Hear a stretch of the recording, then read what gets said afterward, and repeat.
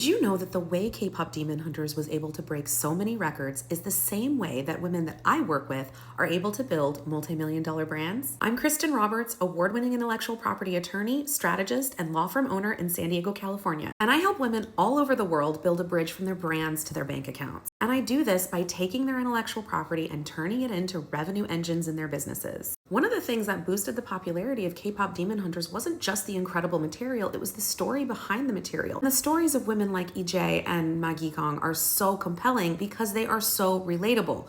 We hear about women all the time struggling in their industries because people are asking them to water themselves down. Instead of playing it safe and making themselves more palatable for a wider audience, EJ and Maggie Kong both said no. They stayed unapologetically themselves, and the result was magic. And I've seen this happen firsthand in my work. I've worked with women who have founded their businesses, built massive followings, and then turned around and leveraged that into New York Times bestsellers, multi-million dollar licensing programs, and global certification empires. But the secret to these women's successes wasn't luck, and it wasn't just their raw talent, which they have in spades. Their intellectual property worked for them because, like EJ and Maggie Kong, they were unapologetically themselves. They never watered themselves down, and they didn't wait for permission.